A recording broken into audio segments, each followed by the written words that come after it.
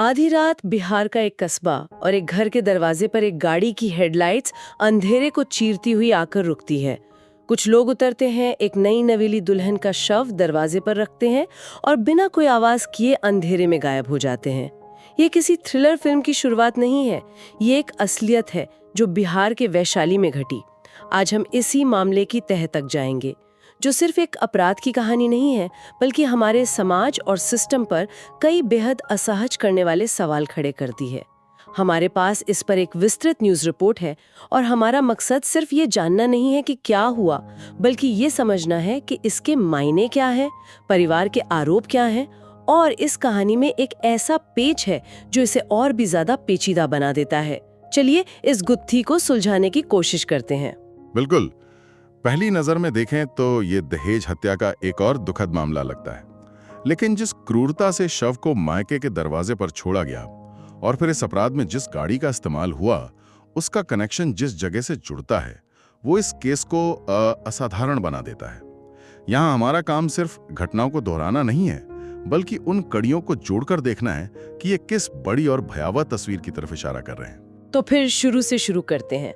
घटना का दिन और समय क्या था? रिपोर्ट के मुताबिक तारीख थी 16 जनवरी 2026, रात के करीब 12:30 बज रहे थे। 12:30 बजे? हाँ। जगह थी सारण जिले का हरिहरनाथ थाना क्षेत्र, पेड़िया बाजार इलाका। ये मृतका सरिता का मायका था।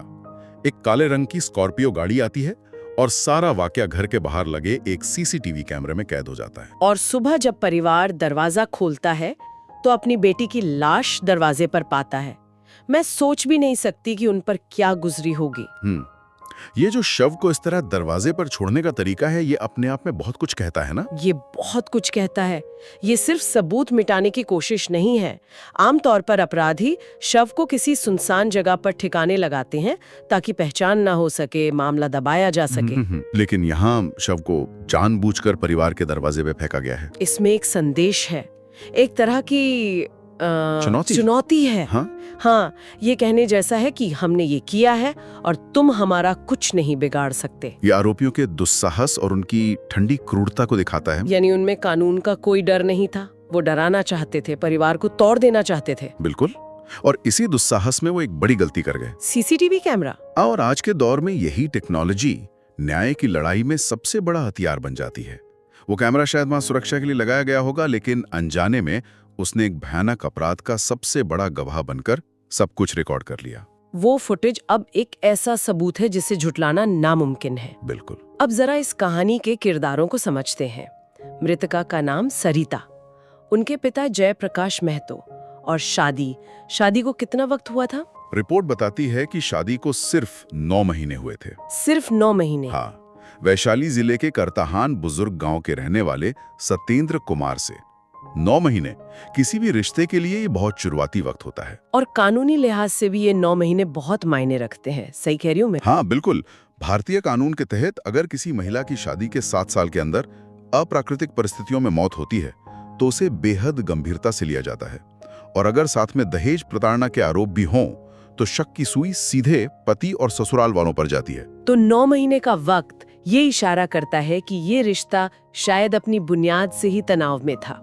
हाँ, ये कोई अचानक हुआ हादसा नहीं लगता, बल्कि एक लंबे चले आ रहे जुल्म का नतीजा हो सकता है। और उस जुल्म की वजह पिता जयप्रकाश महतो के आरोपों से साफ हो जाती है।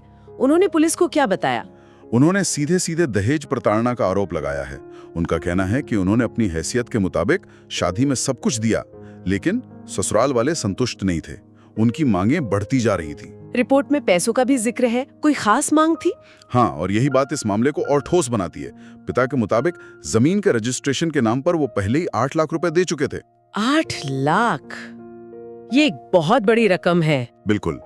लेकिन लालच का कोई अंत नहीं होता। इसके बाद भी उनसे और 3 लाख रुपए मांगे जा रहे थे। अच्छा। परिवार का साफ आरोप है कि इन्हीं 3 लाख रुपए के लिए सरिता को लगातार तंग किया जा रहा था। उसे मानसिक और शारीरिक रूप से प्रताड़ित किया जा रहा था और जब पैसे नहीं मिले तो उसकी हत्या कर दी गई। ये जो पैटर्न है, ये सिर्फ पैसों की मांग का नहीं है। ये एक तरह से लड़की के परिवार को मतलब अपनी जागीर समझने जैसा है। आपने बहुत सही बात कही। दहेज अब सिर्फ शादी के वक्त होने वाला एकमुश्त लेन देन नहीं रह गया है। कई मामलों में ये एक तरह का क्या कहते हैं, सब्सक्रिप्शन मॉडल बन गया है। Subscription model? हाँ, जहाँ लड़के का परिवार खुद को लड़की के परिवार की कमाई पर जीवन भर का हकदार समझने लगता है। 8 लाख देने के बाद 3 लाख की नई मांग इसी मानसिकता का सबूत है। ये दिखाता है कि सरिता के परिवार को एक अंतहीन एटीएम की तरह देखा जा रहा था। और पिता ने एक और बहुत ही तकलीफदेह बात का जिक्र किया है जो सीधे सीधे हत्या की ओर इशारा करती है। हाँ, उन्होंने बताया है कि जब उन्होंने अपनी बेटी का शव देखा तो उसकी गर्दन पर गला घोटने के निशान साफ दिख रहे थे। ओह, ये एक पिता के लिए कितना भयानक मंजर होगा। ये दावा सिर्फ एक आरोप नहीं है, ये एक चश्मदीद गवाही है। अगर ये सच है तो ये मामला आत्महत्या या किसी और वजह से हुई मौत का नहीं, बल्कि साफ तौर पर कोल्ड ब्लडेड मर्डर का है। और इसकी सच्चाई तो पोस्टमार्टम रिपोर्ट से ही सामने आएगी। उसी से पता चलेगा कि मौत की असली वजह क्या थी। सही कहा, पोस्टमार्टम रिपोर्ट इस केस की बुनियाद बनेगी। अगर रिपोर्ट में गला घोटने की पुष्टि होती है तो ये पिता के बयान पर मुहर लगा देगी और आरोपियों के बचने के सारे रास्ते बंद हो जाएंगे। तो एक तरफ दहेज के लिए लगातार प्रताड़ना, दूसरी तरफ हत्या का सीधा आरोप, और इन सब के ऊपर आधी रात को शव को दरवाजे पर फेंक जाने की वो वहशी हरकत, ये अपने आप में ही काफी भयानक है। लेकिन जिस गाड़ी का इस्तेमाल इस वारदात में हुआ वो इस कहानी को एक ऐसे मोड़ पर ले जाती है जहां से सवाल सिर्फ ससुराल वालों पर नहीं बल्कि सीधे सिस्टम पर उठने लगते हैं। और वो पेज उस काले रंग की स्कॉर्पियो से जुड़ा है। हाँ, जब पुलिस ने सीसीटीवी फुटेज की मदद से उस स्कॉर्पियो को ट्रैक किया और जब्त किया तो जो जानकारी सामने आई उसने पूरे पुलिस महकमे में हड़कंप मचा दिया होगा। रिपोर्ट के मुताबिक वो गाड़ी मुजफ्फरपुर जिले में तैनात एक पुलिस सब इंस्पेक्टर संतोष रजक के नाम पर रजिस्टर्ड है। एक पुलिस अधिकारी, ये इस केस का सबसे विस्फोटक और चिंताजनक पहलू है। बिल्कुल। जिस वर्दी पर कानून की रक्षा का जिम्मा है, उसी वर्दी का एक नुमाइंदा एक ऐसे गंभीर अपराध से जुड़ता दिख रहा है। अब ये मामला सिर्फ एक परिवार के साथ हुई नाइंसाफी का नहीं रहा, ये मामला पुलिस विभाग की साख से जुड़ गया है। इससे तो जांच की पूरी प्रक्रिया पर ही सवालिया निशान लग जाता है। क्या जांच निष्पक्ष हो पाएगी? यही सबसे बड़ा सवाल है। अब पुलिस के सामने 2 बहुत ही मुश्किल स्थितियां हैं। पहली, क्या सब इंस्पेक्टर संतोष रजक इस अपराध में सीधे तौर पर शामिल है? क्या वो उस रात गाड़ी में मौजूद था? या फिर दूसरी संभावना कि उसकी गाड़ी का इस्तेमाल उसकी जानकारी के बिना किया गया। अगर ऐसा है तो उसकी गाड़ी अपराधियों के हाथ कैसे लगी? क्या उसकी कोई लापरवाही थी? दोनों ही सूरतें बेहद गंभीर हैं। अगर वो खुद शामिल है तब तो ये रक्षक ही भक्षक बनने वाला केस है। हाँ, और अगर इसकी गाड़ी इस्तेमाल हुई है तो भी ये उसकी जिम्मेदारी से जुड़ा सवाल है। बिल्कुल। सोचिए, अगर वो सीधे तौर पर शामिल है तो इसका मतलब है कि उसे कानून का कोई डर नहीं था। उसे लगा कि उसकी वर्दी उसे बचा लेगी। और अगर उसकी गाड़ी का दुरुपयोग हुआ है तो ये पुलिस विभाग के अंदर अनुशासन और आंतरिक नियंत्रण पर गंभीर सवाल खड़े करता है। दोनों ही हालतों में ये विभाग के लिए एक बड़ी शर्मिंदगी है और आम आदमी का भरोसा तोड़ती है। और सबसे बड़ी चुनौती अब स्थानीय पुलिस के लिए है। सही बात है। क्या वो अपने ही एक सहकर्मी से जुड़े मामले की बिना किसी दबाव के ईमानदारी से जांच कर पाएगी? ये डर तो परिवार के मन में भी जरूर होगा।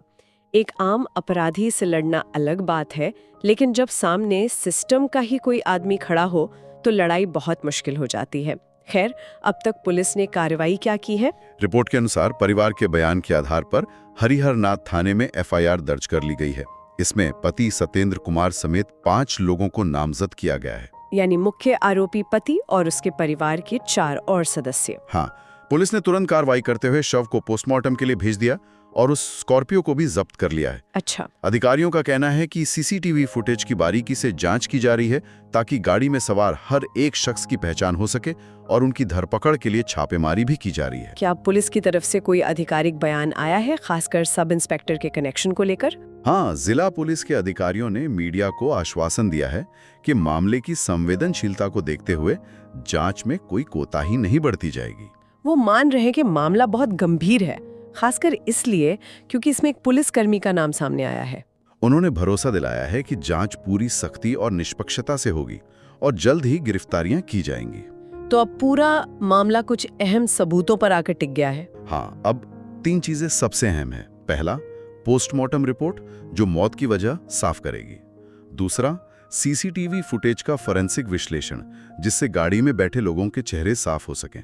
और तीसरा, और शायद सबसे अहम, सब इंस्पेक्टर संतोष रजक से होने वाली पूछताछ। हाँ, उसी से ये गुत्थी सुलझेगी। उसी से पता चलेगा कि उस रात उसकी गाड़ी उस दरवाजे पर क्या कर रही थी। उसका बयान इस केस की दिशा तय करेगा। रिपोर्ट में परिवार की एक बात का जिक्र है जो दिल को छू जाती है। वो इसे सिर्फ अपनी बेटी की हत्या नहीं मान रहे। हाँ, उन्होंने इस घटना को समाज पर कलंक कहा है और ये शब्द बहुत मायने रखते हैं। ये दिखाता है कि वो इसे सिर्फ एक व्यक्तिगत त्रासदी के तौर पर नहीं देख रहे, वो इसे दहेज जैसी एक सामाजिक बुराई का नतीजा मानते हैं जो पूरे समाज के लिए शर्म की बात है।